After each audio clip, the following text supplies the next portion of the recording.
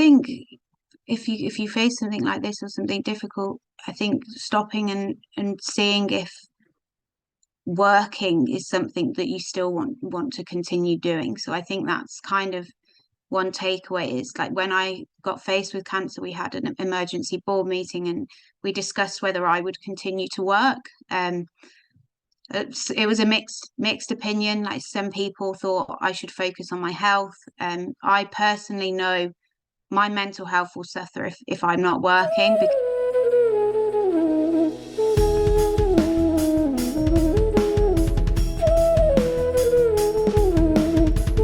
Hello and welcome to PhD Talk Show. Today we have with us Kirsty Smitten, who is founder and CEO of Metallobio. Welcome, Kirsty, to the show. Hiya, I'm Kirsty, CEO of Metallobio, a University of Sheffield spin-out company developing a novel antimicrobial class. Thanks a lot for being guest on our show. Today we'll be discussing something which is not related to education or job. It is more related to health. Recently, we get to know that you were diagnosed with rare cancer. Would you like to share more about it and how you are coping up with it? Yeah, so in November, I went into hospital because I was having major chest pain. I could feel it in my heart. Prior to that, I didn't really have any other health issues. So I was playing sport every day. I was probably what I would consider in the fittest I'd been in a long time. It was just the pain. So we went into A&E, and because of how I was and like how my ops were, the GP in A&E actually thought I'd just pulled a muscle. So his advice was to go home, to take codeine and go home. My mom argued that she wanted me to have a chest X-ray and blood tests, and the chest X-ray found that my heart was enlarged. So we had a CT scan, and they found a 6 centimeter tumor in my heart.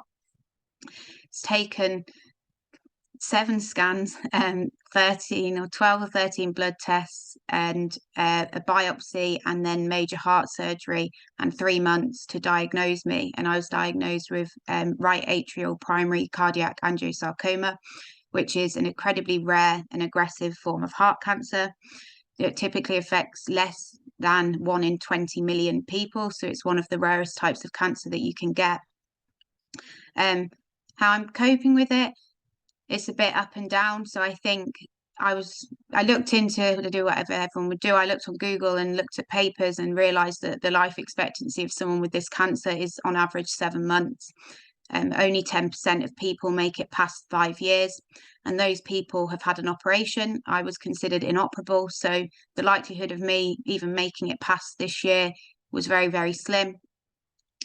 So I think it was difficult. I just lost my dad 4 weeks prior to me going into hospital. So mentally, it's been a battle, but I'm trying to remain positive. I've read a lot around the cancer, looked into current research, and basically seen that there are options. And I think I do have hope. I am quite positive. And even if I don't get a lifetime, I think I will get more than 7 months. And I want to use that time to basically try and improve treatment for, well, diagnosis and treatment for cardiac angiosarcoma patients. So because it's so rare, basically the life expectancy hasn't really changed in 30 years. If you think of other cancers, you can live with stage 4 cancer for a lot of other cancers for a full life sometimes. Like you could, because the cancer goes into a chronic state. So things need to change for rare cancers, and I kind of want to use the time I have to help make that change. Yeah, it's scary, and at this age and at this career stage, I think it's a lot. And when you know that there are not many options you have, best wishes from our side. And what was your first reaction when you get to know that you had this rare disease? Yeah, so obviously I was diagnosed at the start of February, officially diagnosed at the start of February. But knowing a bit about cancer research anyway, after I spoke to my doctor about my MRI, which was done in November, we kind of had an idea then that this was what it was going to be. So the mass was very irregular. It was taking up a lot of the dyes in all the scans that I was having, especially the PET scan. So it accumulated a significant amount of PET dye. So we kind of knew. So I think I had a couple of months before the diagnosis to come to terms with what was going on, but I was scared. And I'm in I'd say like a really good place in my career. I'm 28 years old. I wanted to have a family, and that's all been taken away from me. And even if I do get through it, the family part's been taken away. So I had to have chemo straight away as soon as we realized what it was. So I didn't have the time to have my eggs harvested. We couldn't afford to wait. Which means most likely I'm going to lose my fertility, which is quite a big deal to me. So I think not only has it taken away my health, it's taken away my future, it's impacting my career. So we are taking on investment at the moment, and investors are, as much as they don't want to be, investors are worried that I'm not going to be in the company, potentially not going to be in the company anymore, and it is impacting work. And it's such a shame because our business was doing really well. It was really promising, and it's a shame that that potentially could be impacted just by my health. So I think it's difficult to cope with because there's so much that it affects, but then there's also a lot of things that I think it kind of has put into perspective for me. So I used to work all day, then I would go and play football for an hour or two, and then I'd work again, and that was my life in the week. And I didn't ever have any time to relax or just sit. And I think this has given me time to just stop, and I was working too much. So I think there are benefits of it, but I think the main thing when I first found out was you kind of get sucked into looking on. Not, I wouldn't necessarily go to Google because of a science background. I'd look at papers, but you get sucked into looking at all the research, and you can kind of get into this hole of just reading and reading and reading. And then, like, I don't think that's the best thing to do, because you have to think, whilst they are the general statistics, everyone is different. So with my cancer, typically when it's found, it's spread, it's so aggressive and it's asymptomatic in the heart that when they do find it, it's usually spread, and it's usually in the lungs, the bones and the brain, whereas mine hasn't. So I'm in a lot better position than quite a lot of the people that are in those papers that I would read. So I think if I had any advice for anyone that was getting diagnosed, it would be, don't read everything. I would read things, and I would read scientific journals, make sure they're from the right place. I wouldn't read things on Google because it's not the best place for actual scientific work. But I think communicating what you read with your oncologist is key, because you need to make sure you have an understanding of what you're reading before you start to read everything and get into a depressed state. Yeah, I think you touched upon very important thing. Whenever like we got diagnosed with any disease, first thing we do is either look for it on Google or YouTube, and just like get more scared by things which we saw. And I think science communication is something which should be improved in a way that there should be platforms where people could communicate with people and try to help patients understand exactly how each patient is different. I think that's the main Yeah. thing. So we cannot like just go with what's for general public. So had you considered second opinion, because it is something people do consider in cancer or such diseases? Yeah, so for me, that would probably be my 100% main piece of advice, is get a second opinion. Even if your prognosis was good, I would still get that second opinion. So for me, my cancer is so rare. My surgeon has never operated on one, and my oncologist has never treated it. No one at Birmingham teaching hospitals has ever treated it, which means there's a lack of understanding that I don't have any problems with what my oncologist's done in terms of my treatment plan. But the operation is key in my cancer. It's the only way that you can give yourself years. And I was just deemed inoperable without an explanation as to why I was inoperable. So what we did was I basically looked at the best people globally for this cancer. So we were and potentially still are considering going to America for a surgery. But I also looked in the UK, and there was one guy that stood out and was quite pioneering in clinical trials for angiosarcoma or sarcoma. He heads the sarcoma unit at the Royal Marsden.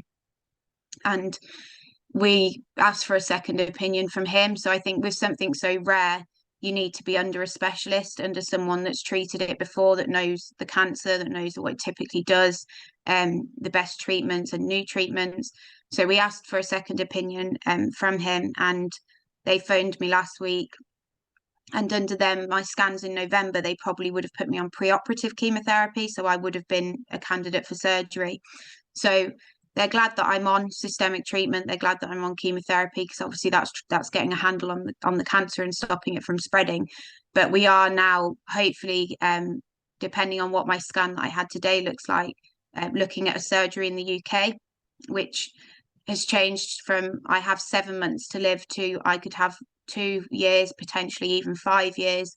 And then if you think how much cancer treatment's coming along, especially over the last couple of years, and the likes of mRNA vaccine coming out soon and the CAR T therapy, 2 years to 5 years is potentially enough time for something new to come out where I could then have an actual life. So it's that second opinion's changed my life, basically. I said that when they phoned me, and I was nearly on the verge of tears, because it's like I now have hope. I had hope before, because you've always got to have a bit of hope, but now that's kind of solidified that I have more hope now. And I think getting a second opinion from someone that is a specialist in the field it's potentially life-changing, because that's added years to my life expectancy. Yeah, I think second opinion is very, very important, and it does change things for many patients. As you mentioned that it is rare and aggressive cancer. Do you think like there are options to get screen yourself before it is too late? Yeah, so the problem with rare cancers or rare diseases in general is because there's such a lack of understanding, the diagnosis is really difficult. So if you take the fact that I presented into A&E with chest pain, that I was playing football and hockey every day, sometimes twice a day prior to that, my SATs were 100%, my heart function was 100%. You can understand why they're not going to automatically think, oh, this girl has a heart cancer that only affects 1 in 20 million people, because I otherwise was healthy. So I think we did every test we could do, but with angiosarcoma, there are certain things you can see on the MRIs, and certain things when you read around that you can see radiography wise that would look that way. And then I think getting the biopsy early on when it's suspected is really, really key, because you can do genetic testing on the biopsy, which opens up a lot more potential treatment options. So typically for angiosarcoma in the heart, the options are surgery, paclitaxel, deoxyribosine and isofamide, and then radiotherapy, and then that's it. But with your radiotherapy, because it's in your heart and your heart beats, you can only dose with such low doses because of toxicity that it doesn't really do anything. Potentially stabilizes for a little bit, but it's not going to give you a lot of time.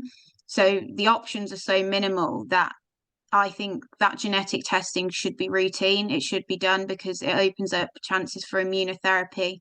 It is done in America routinely. It's just not done in the UK routinely for angiosarcoma. So what I'm hoping, and I've been speaking to a woman whose husband has the same cancer, we're hoping that we can work together with Sarcoma UK to try and get that put on the NHS, to get a code, and that would mean that people would have more options.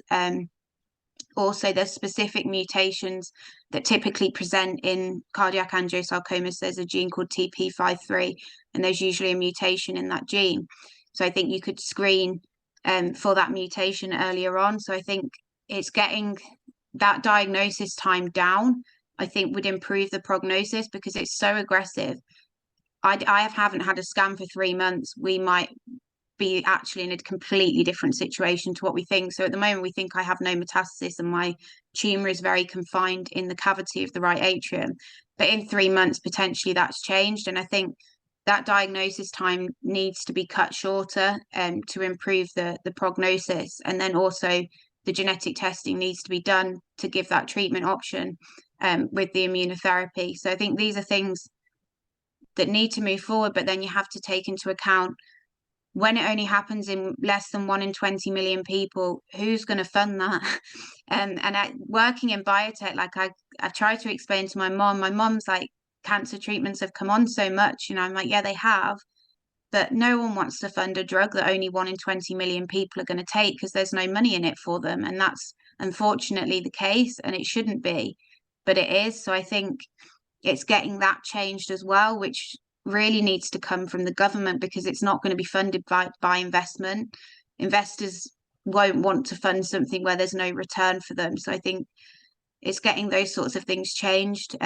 But the problem is patients like me don't have enough time to make those changes because we've got such a short prognosis. So I'm hoping that I can. Like, I've got some other podcasts lined up, one with the BBC, and I think hopefully if I make a lot of noise about this, I can make some changes, and that's my aim.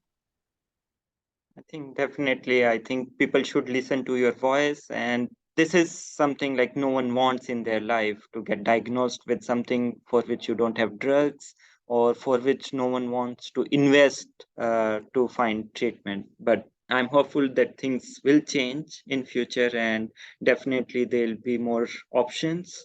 I know like it is very devastating, both career wise as well as health wise. So what you are doing to cope up with mental health as well as physical health while going through chemotherapy? Yeah, I think that's where I probably have one done well and one not so much. So in terms of the physical battle, I'm still exercising, I'm still eating well, I've got the physical part there, but the mental part, um, I think I am speaking to. So the good thing is that if you speak to Macmillan in the UK, you can get 6 sessions of counselling through Bupa, and that's done for free. So I've got that coming up, and I think that will help. But the problem is, obviously, with my dad recently passing away, it's like trying to deal with two things at the same time is quite difficult. What I would usually do when I do have stressful problems, or I do have maybe a bit of depression, is turn to sport. So I usually play football to kind of take my mind off that, and that's just been taken away from me now, so I can't play football either. So I think potentially looking into something like yoga or like mindfulness. So I've been trying to do breathing with mindfulness, but it's those types of things. So I think the main trigger, I think, is anxiety for me. So before a scan, I typically end up having a panic attack, and I've never had panic attacks in my life. So they just started as soon as this happened, and it's just that fear. And people that have cancer call it scan anxiety, where they get the phobia before they have a scan. And I think it's getting a control of that, which again, my GP's recommended breathing if I feel like a panic attack's coming on, because I'm aware that that's what's happening, but it still happens because it's just a fear, I guess, of the unknown. Like, I'm quite used to being an organized person and someone that knows exactly what I'm doing and like have a plan, and I can't plan now. And I think that's the thing that I'm struggling with the most, because I can't look to the future until I know that there's potentially a future there. I think, yeah, I know the hospital offer other things around mental health. It's just I haven't really tapped into them yet. It's been a lot to process. Yeah, I think like you are very, very strong and you are extraordinary. Like a normal person like us, it's very difficult to cope up with all these things happening, particularly like taking care of everything. And when you don't have like whole lot of support, be it at your startup, which is doing great, and I'm sure like investors will be more interested in investing in your startup, as well as consider that you are doing things which other people might have stopped doing when they face such issues. Before we wrap up, one message for people, be at any career stage, who face such difficult time, what they should do before moving on to the things in their life?